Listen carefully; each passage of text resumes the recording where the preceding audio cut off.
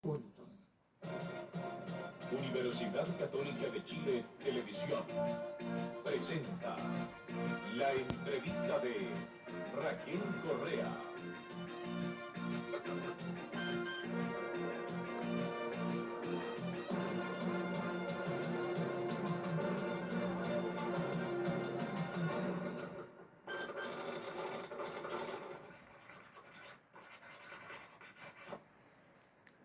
Muy buenas noches. Se captan muchas esperanzas y muchos temores entre los chilenos por estos días. Es natural en vísperas de una elección presidencial. Para saber cuánta razón tienen los temerosos o los esperanzados, he invitado hoy día a conversar con nosotros a Alejandro Foxley, economista, ingeniero civil, doctor en economía en la Universidad de Wisconsin, presidente de CIPLAN, autor de 11 libros sobre temas económicos, los últimos Un país posible, Chile puede más. No sé si habrá otro por ahí en imprenta. Consejero nacional de la democracia cristiana y jefe de los economistas demócratas cristianos.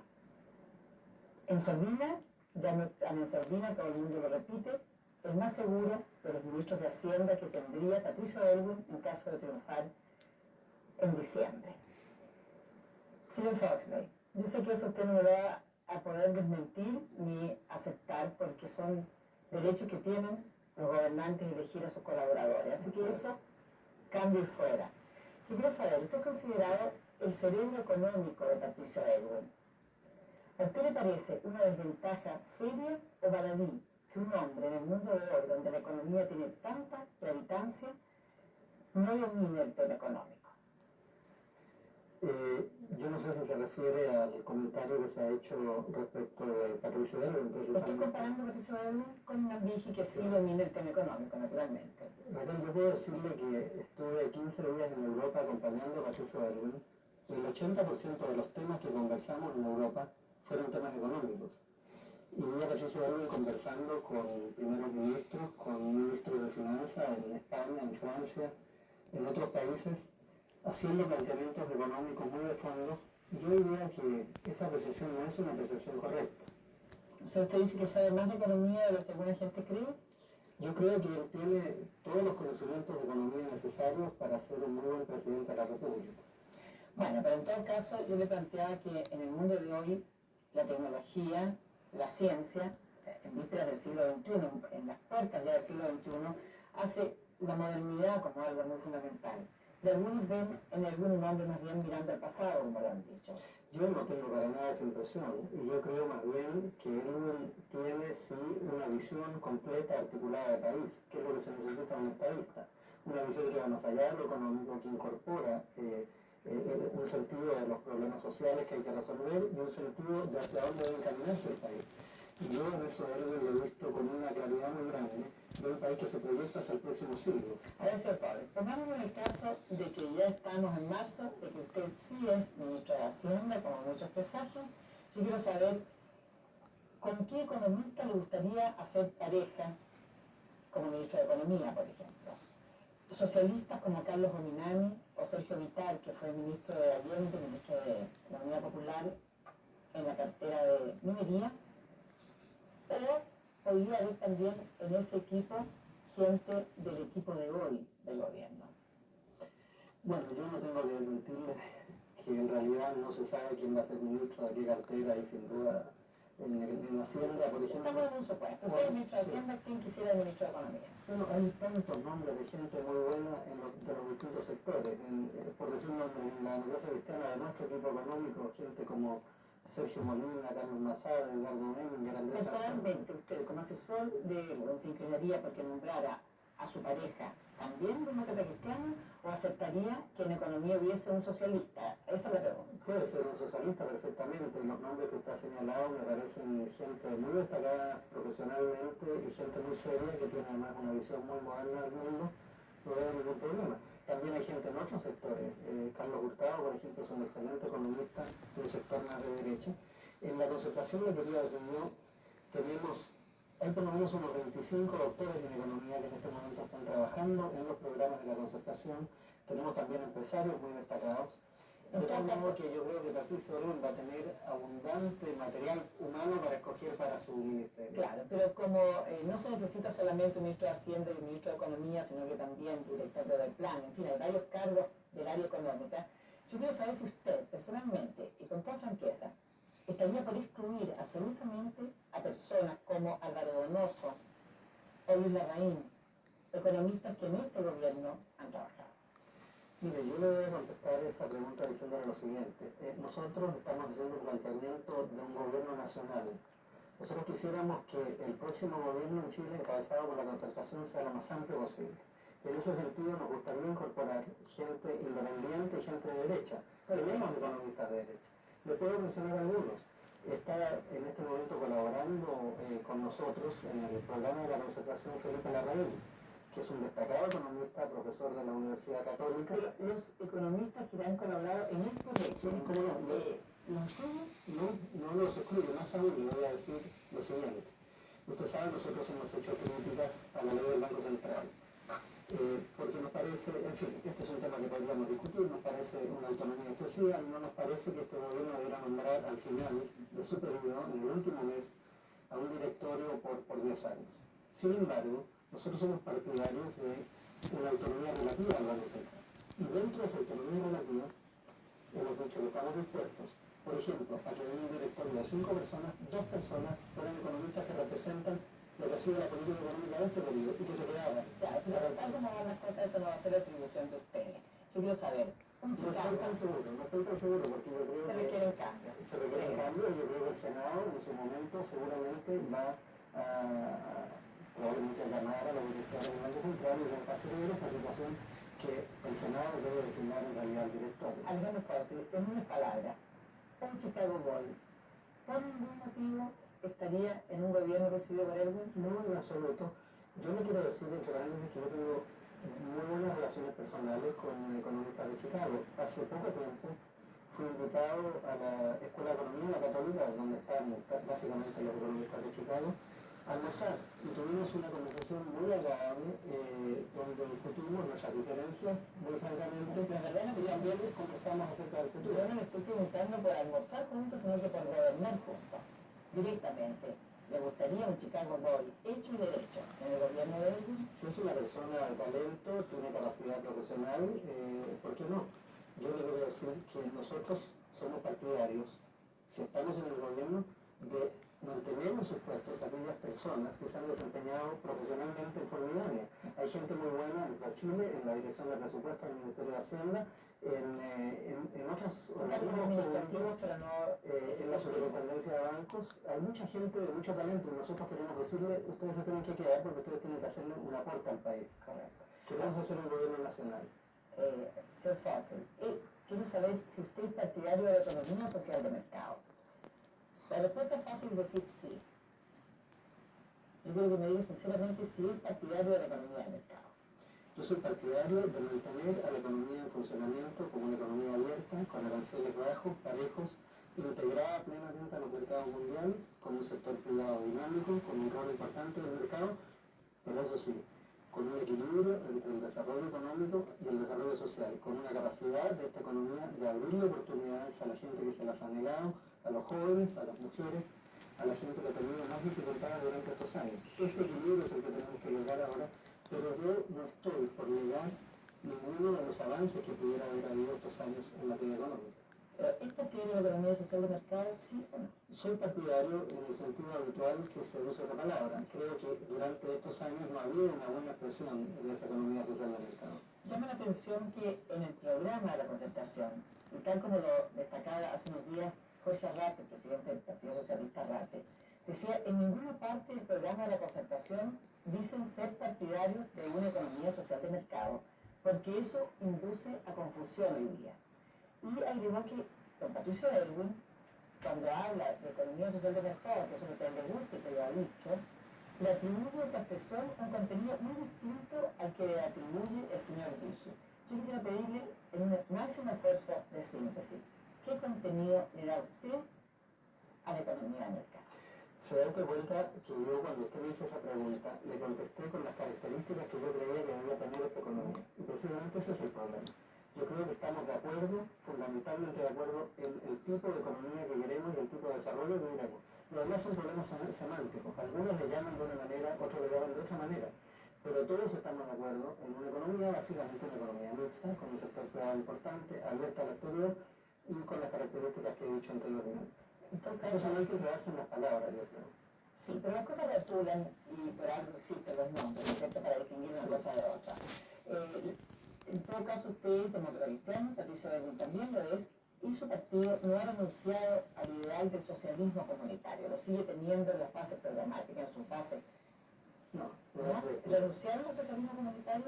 Nosotros, es noticia. Es que no podemos estar nosotros planteándonos respecto de lo que eran los temas de hace 20 años atrás en este país.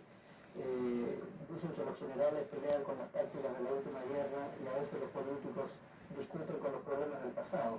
Nosotros nos interesa el futuro. Y planteado frente al futuro, el tema del socialismo comunitario no es un tema que está en la agenda y por lo tanto no tiene hoy día ninguna significación. Puede ser, pero hace unos pocos días en el Mercurio, Enrique Krauss, que es el hombre de la democracia cristiana a cargo de la campaña de Aylwin, decía que como ideal ustedes mantienen el socialismo comunitario.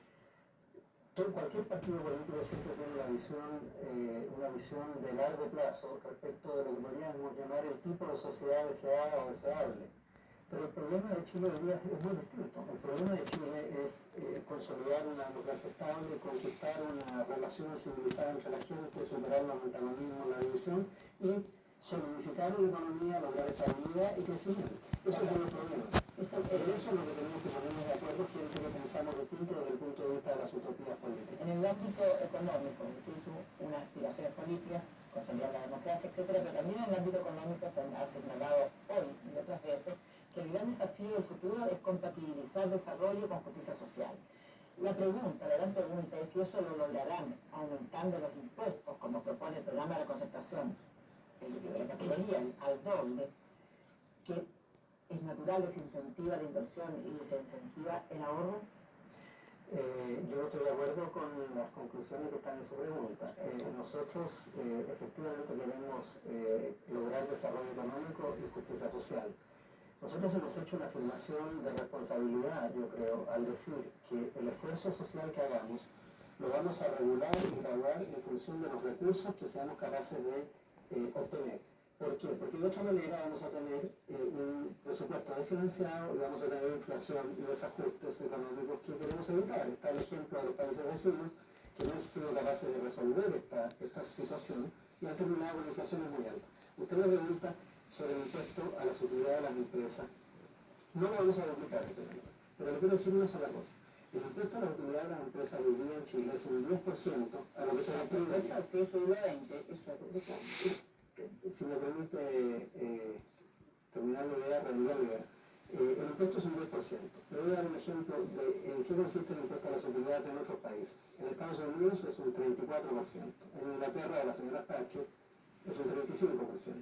En Alemania, en la República Federal Alemana, es un 49%. Nosotros estamos hablando de un alza de ese impuesto del 10 al 15% de ese orden, pero manteniendo una cosa que es muy importante, un incentivo para la reinversión de utilidades, precisamente porque nos interesa el aumento de la inversión en este país. Dicho sea de paso, esos países que yo he mencionado, con impuestos a las utilidades mucho más altos, tienen al mismo tiempo una tasa de inversión significativamente más alta que la de Chile. Luego está esta especie de contradicción entre una pequeña alza tributaria como la que nosotros planteamos y una especie de una pequeña alza que no decía era el 100% porque eso fue el anteproyecto de ustedes, ahora es el 50%, o sea, no es tan pequeña, es una alza del 50%. En relación a Inglaterra será pequeña, pero no en relación a la en relación a la gran mayoría de los países de economía mixta en el mundo. Ahora, ustedes reconocen, lo han hecho en Europa, lo ha hecho usted, éxitos a esta política económica.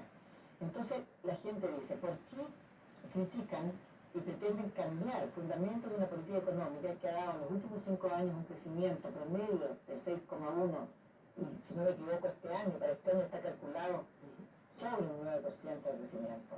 Es una cosa realmente extraordinaria. Entonces, ¿por qué cambiar las reglas del juego en el momento en que el país está revelando un despegue en el desarrollo? Mira, yo no quisiera entrar en la discusión del pasado. Uno tendría en realidad que mirar los 16 años para ver el resultado en términos de crecimiento y ese no ha sido bueno en general. Pero sí ha habido una recuperación importante en los últimos 6 años que nosotros vamos a mantener. A nosotros nos interesa mantener esta economía funcionando y en eso yo no tengo ningún problema en decirlo. Yo creo que un signo de madurez de un país es cuando un país aprende a acumular de las experiencias anteriores sin negarlas. Así que si usted me dice, mire, ustedes van a mantener una serie de cosas del funcionamiento actual de la economía, yo le digo que sí, también vamos a hacer rectificaciones. Tenemos que aumentar la tasa de inversión. Por ejemplo, la tasa de inversión hoy día va para crecer a un 3,5 o 4%. Y nosotros tenemos que crecer por lo menos un 5%. Y tenemos que invertir más. Entonces, ¿por qué si va para crecer al 3% está creciendo a más del doble de eso? ¿Sabe usted? Primero porque la economía cayó más que el promedio de América Latina, cayó un 15% en el año 82 y 83 y se está ahora recuperando. Y en segundo lugar, en la situación más de corto plazo, la economía está hoy día recalentada. O sea, el gasto en la economía está creciendo a más del doble de lo que crece la capacidad de producción. Y esto, entre paréntesis, tiene que ver con lo que ocurrió con el año plebiscito, en que el gobierno se entusiasmó. El actual candidato, el ministro Luigi, era ministro de Hacienda, y la economía se recalentó, aumentó mucho el gasto, aumentó la cantidad de dinero más de un 50%, se bajaron los impuestos, aumentó el gasto fiscal más allá de lo programado, y esto ha resultado en un desajuste que significa que hoy día las importaciones crecen demasiado alto, y en general la economía está, lo ha reconocido el propio gobierno, se ha desajustado. Hay que enfriarlo entonces. Yo quiero enfriarme un poco también en la cosa de las cifras. Yo quiero saber algunas infidencias. Les costó mucho ponerse de acuerdo, porque en la verdad los demócratas cristianos y los socialistas son los que tienen equipos más coherentes en lo económico. Les costó mucho ponerse de acuerdo para llegar a un programa común. Tuvimos un periodo de conversaciones y discusión en que recientemente fuimos convergiendo en puntos de vista y finalmente llegamos a un acuerdo hoy día bastante completo y bastante a fondo. Y aún no llegan a ese acuerdo final. Aún están las bases programáticas, faltan alrededor de 40 medidas o materias relativamente importantes o muy importantes en las cuales hay desacuerdo en nuestra esfera. No, nosotros estamos en primer lugar, estamos trabajando intensamente en los planes de gobierno. Tenemos más de 40 comisiones en este momento. Exacto. Solo en la Comisión de Industrias tenemos unos 150 ingenieros y empresarios afinando los planes industriales en sus detalles. Y esto en las distintas ramas de actividad. Y yo les diría que el trabajo ha sido un trabajo muy consensual, no solo con los socialistas, también con la gente del PAC, de derecha, con los empresarios que hay ahí, con profesionales de las más variadas tendencias. Ahora cuando se producen discrepancias serias o relativamente serias dentro del equipo, ¿qué ocurre? ¿Impera el criterio demócrata cristiano o las cosas van a la carpeta de los asuntos pendientes? Hasta ahora no se ha dado el caso, le digo francamente que no se ha dado el caso. Ahora nosotros tenemos... ¿Están de acuerdo respecto a los inversores extranjeros y a la propiedad minera? Estamos de acuerdo, por supuesto, ¿no? Estamos de acuerdo. Además le digo, yo soy coordinador del programa económico de la concertación y yo me siento responsable de que ese programa, junto con muchos más, se lleve a cabo en los términos en que se acordó. Pero le quiero decir muy francamente que no se ha dado el caso de esta discrepancia. A ver, Alejandro, imagínese, usted me hablaba recién del Banco Central, imagínese que en el próximo gobierno, seguimos en el supuesto que usted es ministro de Hacienda, y este gobierno dejara a Álvaro Bardón nombrado como presidente del Banco Central. Quiero preguntarle, ¿quién mandaría ahí? ¿Quién mandaría entre quiénes? En lo económico, porque el Banco Central es el que maneja las grandes políticas económicas en la práctica, ¿no es cierto? Que decide cuánto dinero, que decide emisiones, que decide... Yo creo que ese es uno de los problemas precisamente. ¿Quién mandaría? Esa es la pregunta de fondo. Este país, para tener estabilidad económica, necesita una coordinación de las políticas económicas muy clara. Si usted le da un excesivo poder al directorio del Banco Central, como se diga, prácticamente un cuarto poder del Estado, a esta gente no la puede remover nadie, están ahí en sus cargos y por lo tanto tienen un estatus solo comparable al de, digamos, los comandantes en jefe de las Fuerzas Armadas. Entonces, yo le pregunto, ¿qué pasa si el día de mañana hay una crisis económica como la del 82-83 y se produce una descoordinación entre el ministro de Hacienda y el presidente del Banco Central? Esa es mi pregunta, ¿quién manda ahí? Lo que nosotros queremos, desde luego hay un jefe de equipo económico en todos los gobiernos, tradicionalmente ha sido el ministro de Hacienda.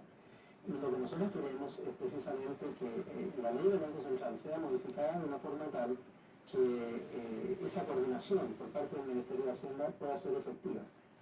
Ahora me gustaría utilizar el programa en los últimos minutos que quedamos de cuestiones muy precisas. En cuanto a política cambiaria, ustedes son partidarios de mantener el tipo de cambio alto y estable, ¿no es cierto? Sí. A menos de 2 meses de elección, ¿podría ya saberse cuánto consideran ustedes alto el actual?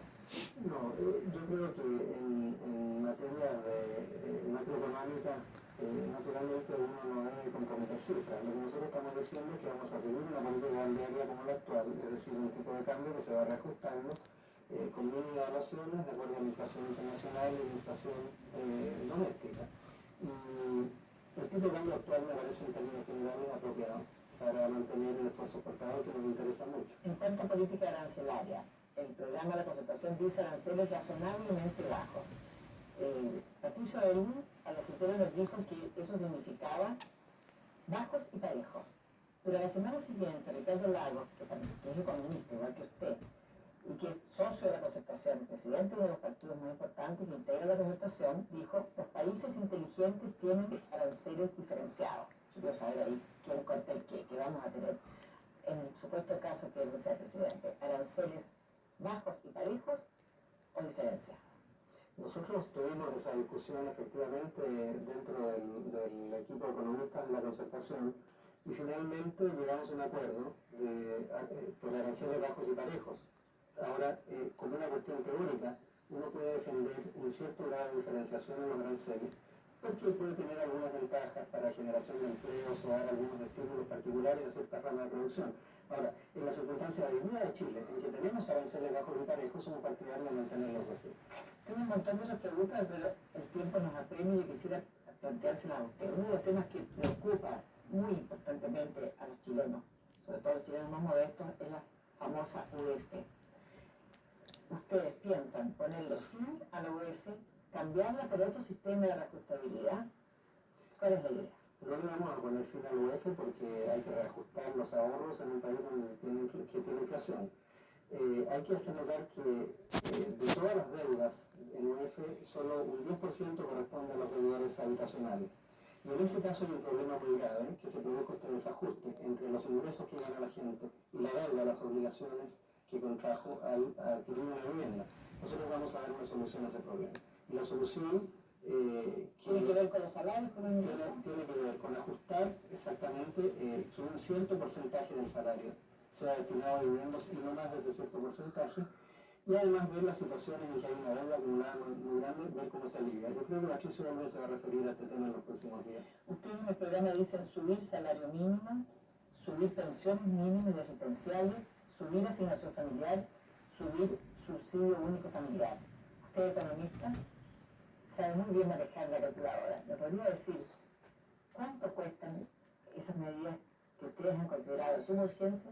Quisiera entre paréntesis decirle que nos hemos alegrado mucho del reconocimiento por parte de la candidatura Luigi, tal vez un poquito tardío, de que estos son problemas que hay que resolver, porque exactamente estos problemas plantea la candidatura de Luigi que hay que mejorar, todas esas cosas.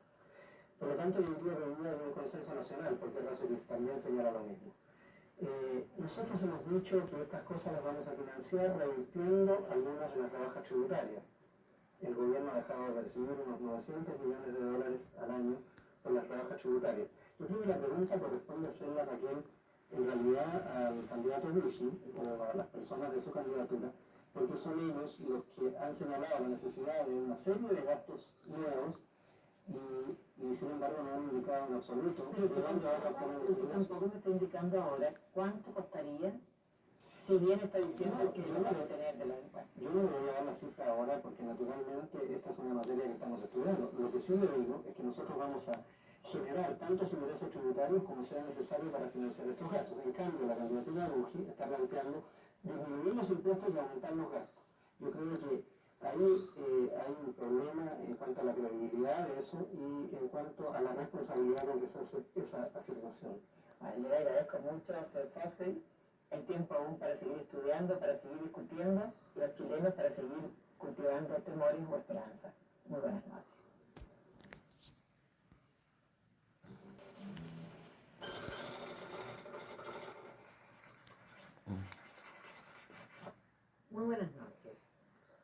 Desafíos, acusaciones, advertencias, reclamos y encuestas electorales son la orden del día noticioso.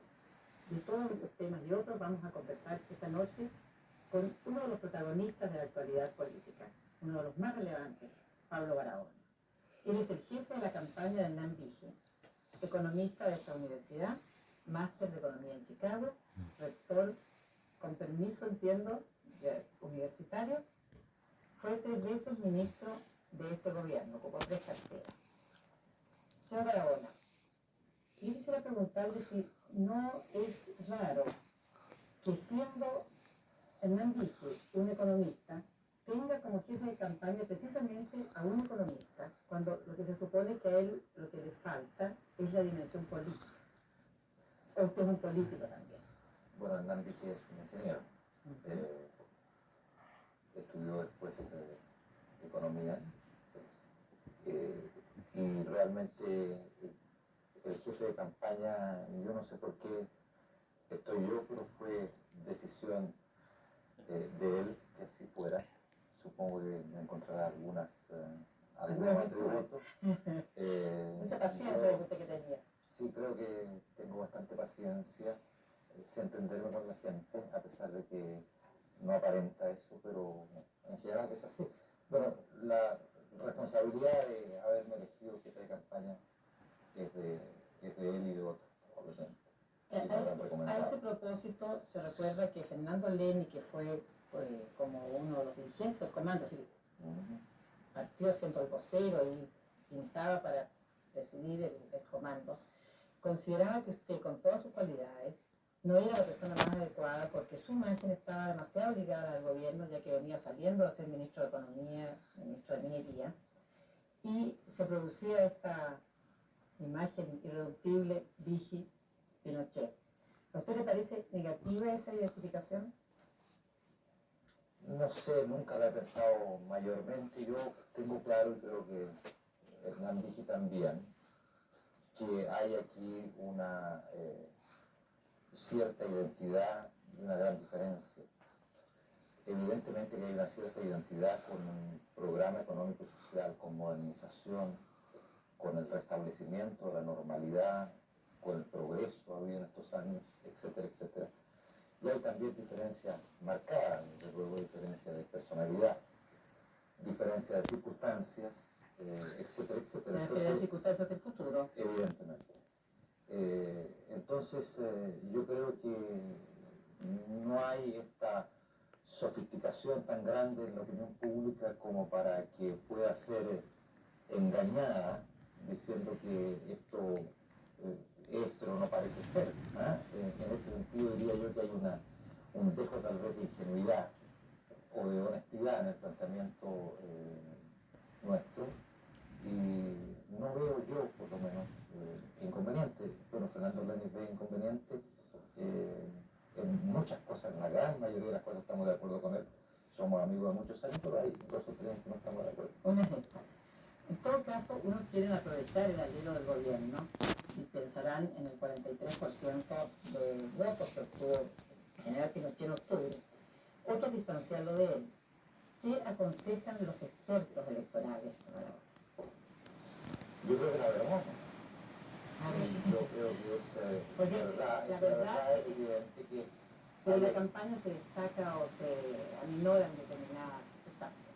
No, yo creo que en la campaña no hay ninguna duda que ciertas cuestiones que tienen que ver con el progreso de estos años, con la estabilidad económica, con la apertura del comercio exterior, con el desarrollo de las exportaciones, sin duda ninguna que la política del gobierno de Hernán Vigi será sobre la base ya establecida. O sea, sin volver atrás. continuismo en la política económica. Pero también es evidente. Continuidad, yo diría aprovechando las bases de lo que está sentado en estos años, no destruyéndola, es el punto central, pero al mismo tiempo diferencia bastante tajante en cuanto a ciertas cuestiones en las cuales el propio Hernán Vigi y yo personalmente estuvimos empujando para ciertas reformas constitucionales que se hicieron en su oportunidad mediante un consenso, y para otras más que en esa oportunidad no se hicieron, y que significa llevar la democracia mucho más profundamente de lo que se ha pensado nunca en Chile. Ahora, a raíz de estos expertos electorales, ¿por qué han mantenido ustedes tan en reserva la presencia de asesores extranjeros que ha contratado la campaña de Vigil? Porque son personas muy parciales en el sentido de que hay algunas cuestiones bastante complicadas de interpretar. Tú mencionaste, Raquel, al comenzar esta entrevista que íbamos a hablar de la encuesta. Ese es un tema Encuesta, pero yo prefiero... tricky, ¿no? ¿Por qué? ¿Por qué? Quiero referirme a este tema a propósito de eso, después vamos a hablar de la encuesta. Pero es un tema muy tricky, muy complicado.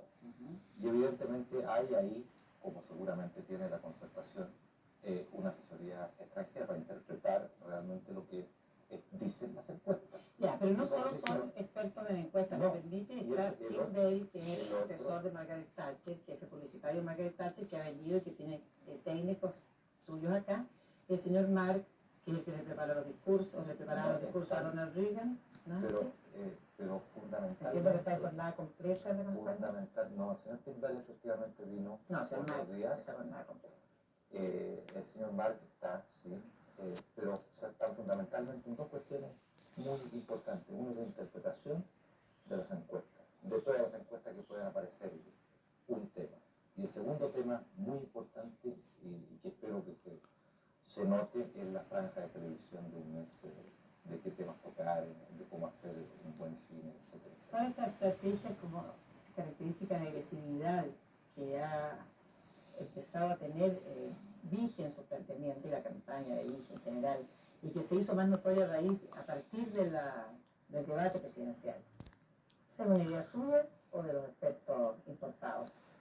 Yo creo que es una idea que nace como obvia, por varias razones. Una primera razón es que necesariamente uno tiene que provocar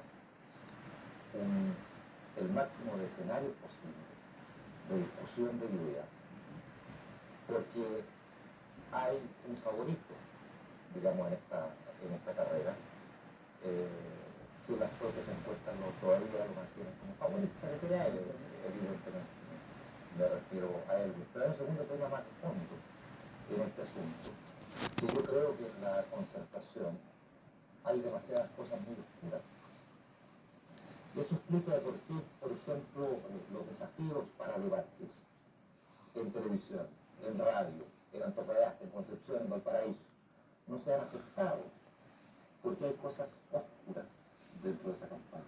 Y eso explica por qué yo he estado, a pesar de no ser agresivo, diciendo, por favor, queremos saber de qué se trata.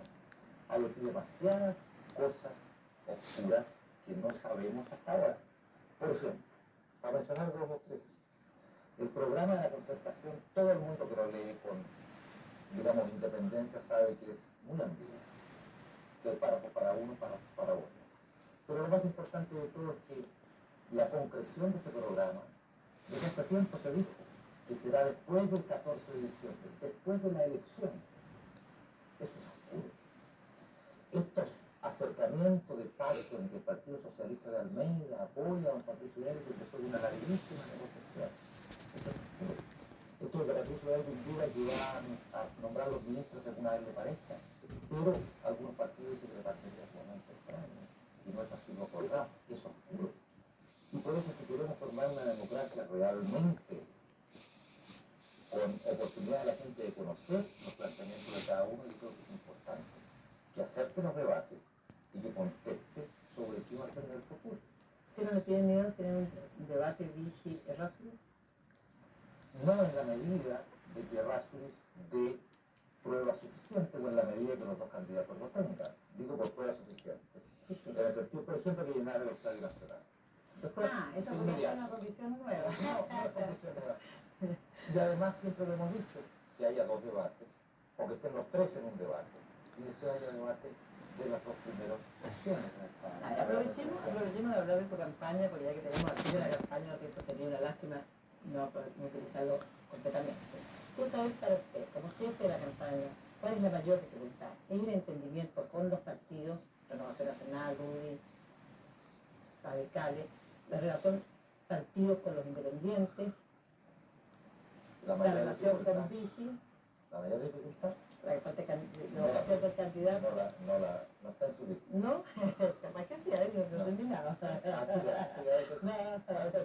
Los recursos económicos de la campaña. Esa es la mayor dificultad.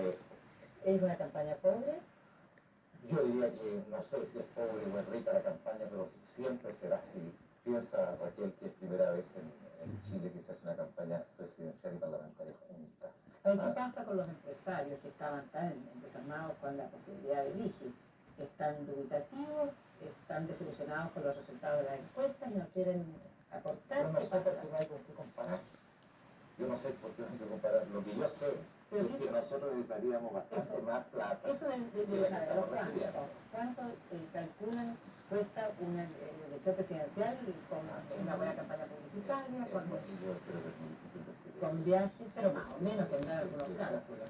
Yo creo que la gente pensará que aquí hay una especie de presupuesto como de una empresa súper bien manejada, donde hay esto para la propaganda, esto para el candidato de la quinta región, esto para el candidato del distrito 52.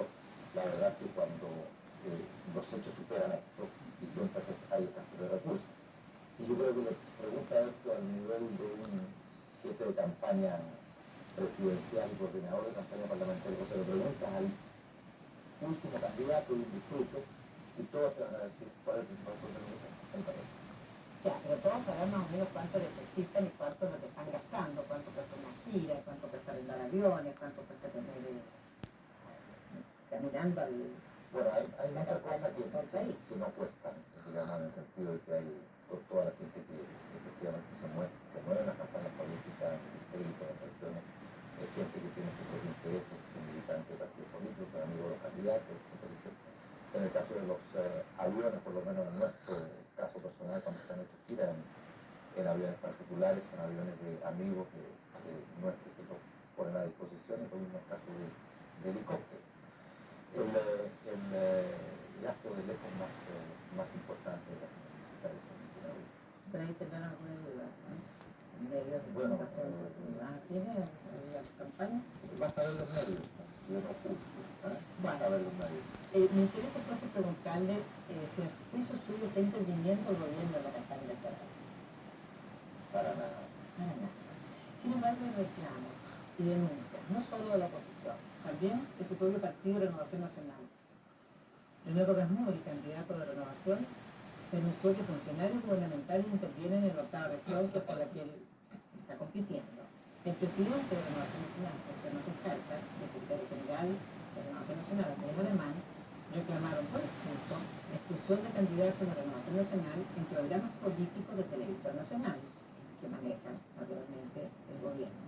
¿Cómo se explica? ¿Qué pasa? ¿Que están boicoteando la Renovación Nacional o ellos están muy susceptibles y muy así? Mira, en el primer caso no conozco antecedentes en el reclamo de Renato Gasmuri que me planteaste. En el segundo caso, quiero decirlo muy francamente, no encuentro posible. La Federación de Renovación tiene claro. Porque eso es lo importante, que significa que el gobierno está boicoteando la Renovación Nacional. No sé, pero yo encuentro, y se lo dije cuando tuve oportunidad de conversar con el Canal 7 por otras razones, me parecía que los foros debían ser de 4 candidatos, digamos. Sí, son de 4 candidatos, pero quería agregar sectores de la segunda circunscripción, los 4, quizá hay 5, y la quinta región A o B, los 4, los 5. Creo que sería mucho más. Usted sabe muy bien que Televisión Nacional no se maneja sola, maneja el gobierno. Entonces, ahí es donde uno se pregunta por qué el gobierno está copiando o tratando de sacar de cámara a los candidatos a la nacional. Yo me limito a decirle que yo entiendo el reclamo, entiendo que el desacuerdo entre los foros, entre candidatos a la Senado, se hagan en gente que son... ¿Por qué no le hacen el reclamo a sus amigos del gobierno, que fueron sus compañeros de gabinete esta Yo lo semana? hice al canal 7 de televisión, Pero digo al cosa que gobierno, consta, ¿por qué no al gobierno? porque no tengo relación con el gobierno. No tiene razón con el ministro del Interior ni con el secretario general de gobierno. Ahora también la oposición se queja de discriminación por los spots de televisión, una publicidad encubierta o solapada a candidatos del sector suyo. Es el caso... ¿Se llama candidatos del sector bien? Candidatos... Pero no un candidato, ¿no? Ah, bueno, yo entiendo que usted es Democracia y Progreso y supongo que asume Ovigi es un hombre aparte del resto de... No, es que pensaba que se refería al otro candidato presidencial. No, estoy refiriéndome a su candidato presidencial. Y me refiero a los spots que son una publicidad encubierta, como en el caso del libro de Vigi, se destacan características del candidato. Lavín, a través de su último libro también, el caso de Francisco Javier Errázuriz, que está apareciendo promocionándose como empresario, pero como empresario que es también una cosa íntimamente relacionada con su propia campaña. Eso vulnera la ley a su juicio. Yo creo que esta ley hay que ir puliéndolas con el tiempo.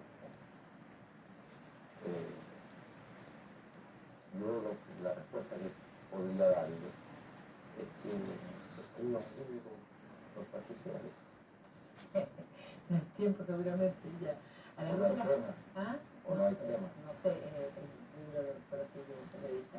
A la luz de las últimas encuestas conocidas, en realidad ya 3 en los últimos días, quiero saber, sinceramente, señora, ahora, ¿qué esperanza de triunfo tienen? ¿O se conforman con un resultado honroso en el Congreso? Yo estoy muy optimista, Raquel. A ver, pero ¿en qué basa su optimismo? Porque aquí hay cifras y hay números, ¿no es cierto? Primero porque yo creo que vamos a lograr que la gente en Chile conozca exactamente de qué se trata. El 14 de diciembre, eso cuesta. Aquí se ha planteado un falso dilema, que es democracia o dictadura, que es una mentira, que no tiene nada que ver con la verdadera razón de esta elección.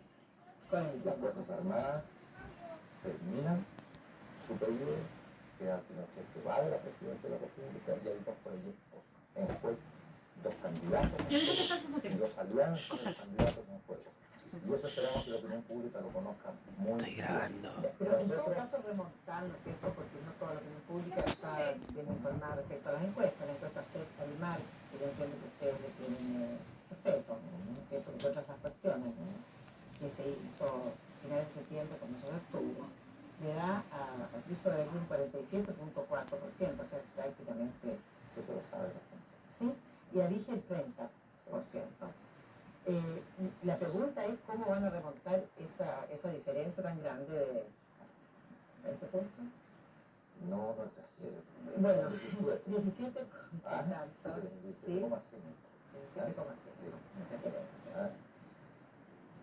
Usted sabe que esa encuesta fue hecha el 25 de septiembre, si no me equivoco, y el 1 de octubre. O sea, su fecha media tiene unos 25 días de antigüedad, digamos fines de septiembre, primeros de octubre.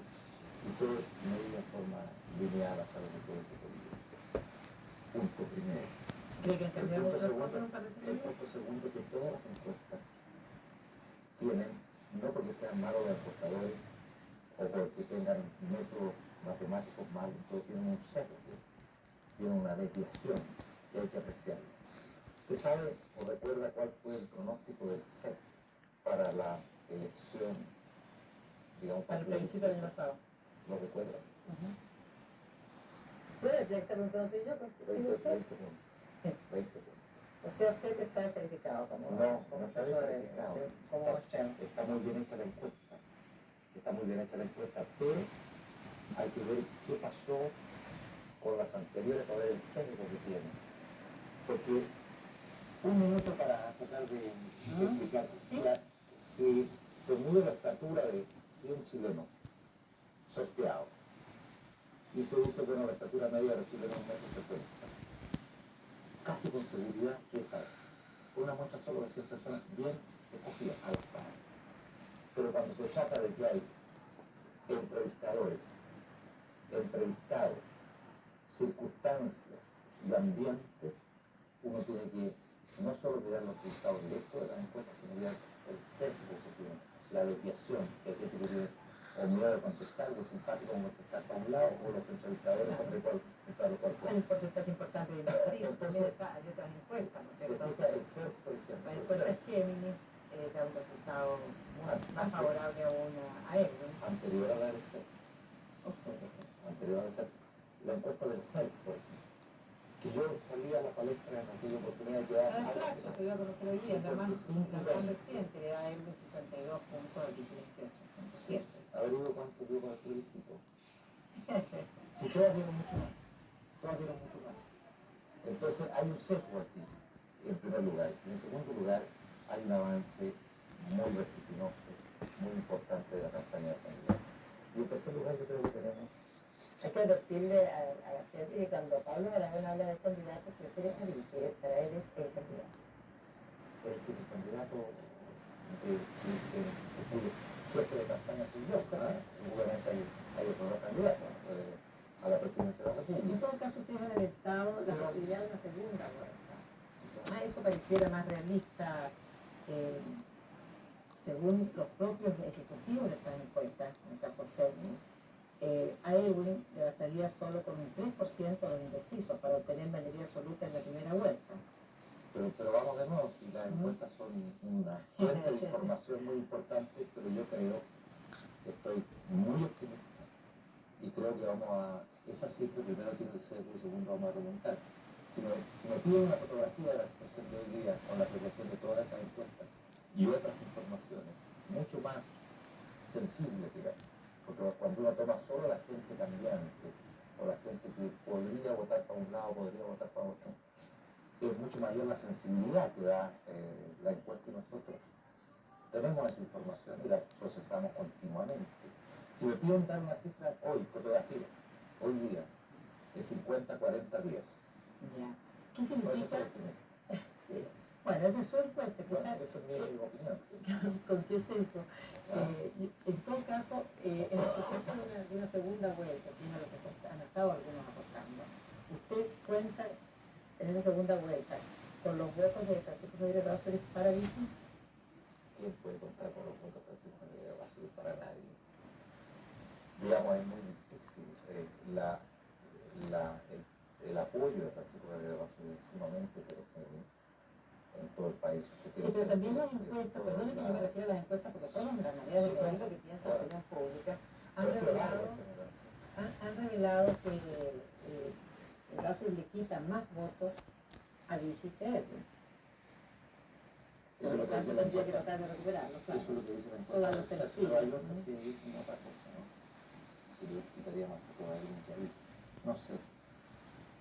Como repito, yo creo que es un electorado sumamente heterogéneo el de Francisco Javier Errázuriz. Cambiante. Ahora dice que no ha tomado mucho tiempo la encuesta, pero a mí me gustaría que alcanzáramos a hablar un segundo respecto a esto de la permanencia del comandante en jefe del ejército del próximo gobierno. Porque se han conocido distintas opiniones del candidato, y suya, al respecto. Él ha dicho, al principio dijo que fuese quien fuera quien ganara la elección y quien fuese el comandante en jefe, estaba convencido que cada uno cumpliría con sus deberes. Después declaró que si él fuera el general Pinochet se iría al retiro. Y la semana pasada, en la Pintoya, desgraciadamente sin testimonios periodísticos, dijo, según el comando que usted dirige, que sería de toda conveniencia para Chile que no permaneciera en el cargo.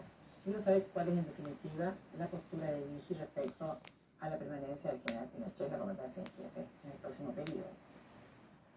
Yo creo que es muy consistente todo lo que ha dicho ahí, pero yo lo resumiría en una sola palabra, que fue la misma usada por los Patricio Elwin en una respuesta al Mercurio, creo que en una entrevista tuya, Petro.